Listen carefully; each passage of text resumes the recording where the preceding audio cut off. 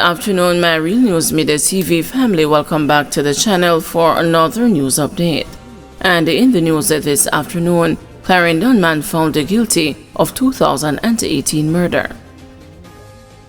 A Clarendon farmer was found guilty on Monday for the 2018 murder of Maurice Ferguson, a shoemaker of Threadlight and the provost in Simon.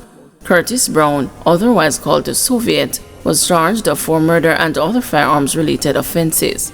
It was reported that on September 15, 2018, Brown went to the home of his estranged wife, where he saw Mr. Ferguson and shot him. Brown was later arrested and charged. The matter was tried before a judge alone. 2 men arrested following seizure of high-powered weapon on Red Hills Road.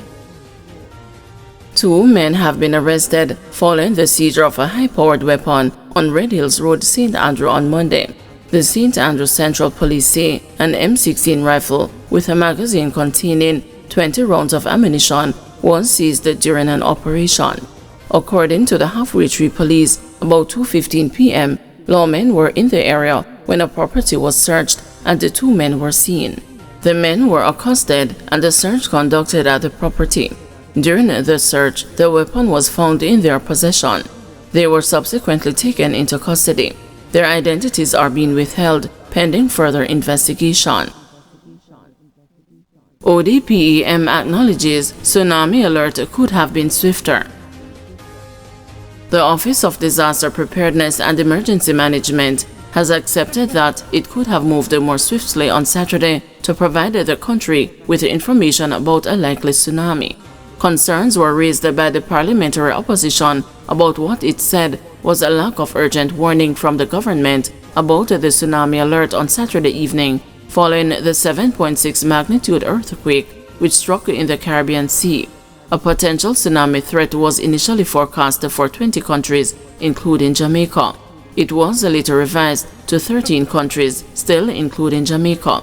Acting Director General of ODPEM, Richard Thompson, said on Monday that Jamaica's tsunami response protocol was triggered. But he said the country was not at the level of a tsunami warning, which would require residents to move to higher ground. Mr. Thompson, speaking with the news, explained that there are 4 levels of tsunami alerts and Jamaica was at level 2. He said the agency was careful not to cause unnecessary panic. Rosalie plans to take legal action. TikTok star June Rosalie Dixon said that she plans to take legal action against the Jamaica Constabulary Force after a video surfaced online showing her in a compromising situation during a police sting operation. The incident, which occurred last Saturday around 9 a.m., has sparked outrage and prompted a formal investigation by the JCF. I was in my house lying on my bed in deep sleep. Me or somebody said June, and me jump up. I was naked because I sleep naked. When me look up appear police, she said. Me not even come to consciousness, but me frightened and start react, cause me see them with gun and me baby father. Me make them search because them say them dey on sting operation. But no criminal element now keep here so. She said the situation started to become even more uncomfortable when she noticed she was being recorded. Them start search and ask me baby father questions. 3 of them stand up at the front door. And me see one of them have him phone up, but me never think him really a video, cause me naked and him a police.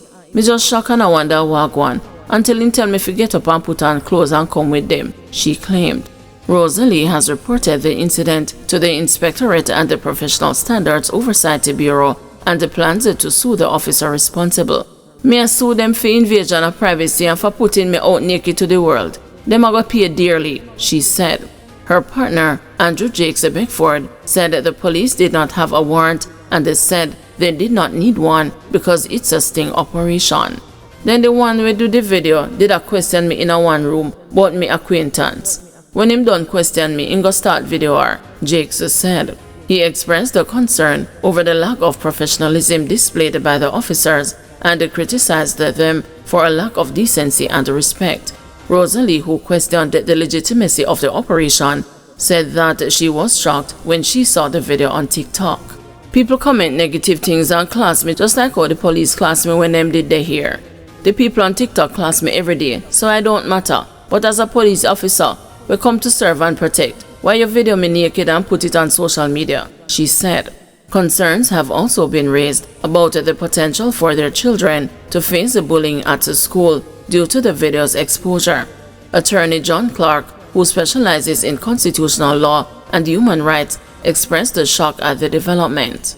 "But I am not surprised, because we have been seeing many other such videos whereby interaction between the police and the citizens in their private setting has somehow miraculously found themselves in a public space," Clark said.